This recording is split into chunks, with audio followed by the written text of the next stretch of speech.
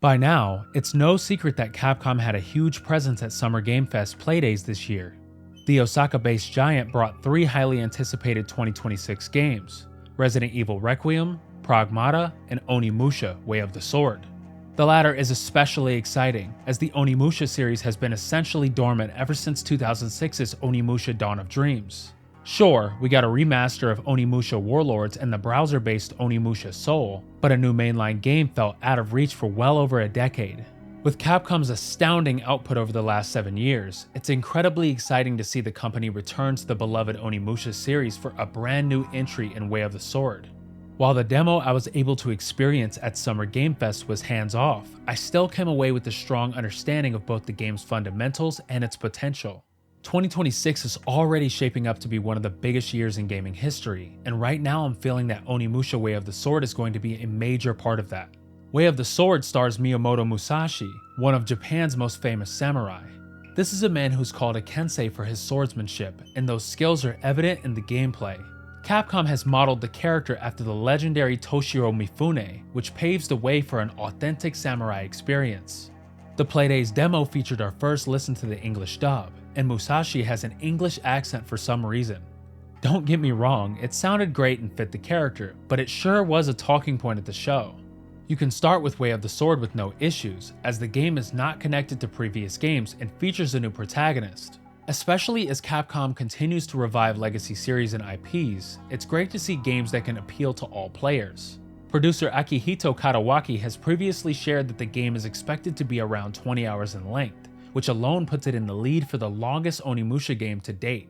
In an era where many games continue to push for bigger and more open worlds, Capcom made the decision to rein in Onimusha and keep the more linear approach.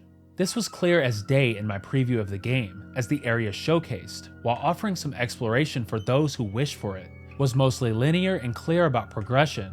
I'm personally really happy about this direction, as I feel that an open world would diminish the combat system and its enjoyment throughout the narrative. By far, the most fascinating piece of information that was relayed by the Capcom team was regarding the location of this demo. The presentation was set in Kiyomizu-dera Temple, a real-life location in Kyoto, Japan that was established in 778. Alone, this might not impress, but we were told that the Capcom development team worked directly with the staff at Kiyomizu-dera to determine how to accurately depict the temple in the time period of the game. This above and beyond attention to detail is so exciting to me, as I want to feel connected to the world in a game like this set in the past. This isn't just for Musashi's time though. Way of the Sword has a very exciting new feature that gives glimpses of the past, Dark Mass. These are huge orbs of energy that you can interact with on the battlefield. Once you touch them, visions of the past will play out following those who were killed in the area.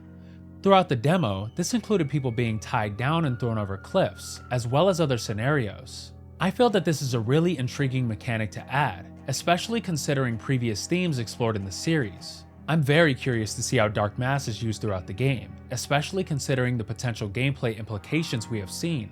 While Onimusha is beloved for its stories by many, the star of the show is the combat system.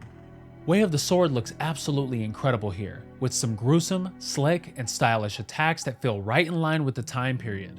In my mind, if I'm playing as Miyamoto Musashi, I want to feel like it, and Capcom showcased gameplay that left me really excited in that regard. Gameplay follows iconic Onimusha staples like the soul absorption, which allows Musashi to absorb different colored souls to gain different things. Blue souls help power your skills, yellow souls assist in regenerating health, and red souls give experience.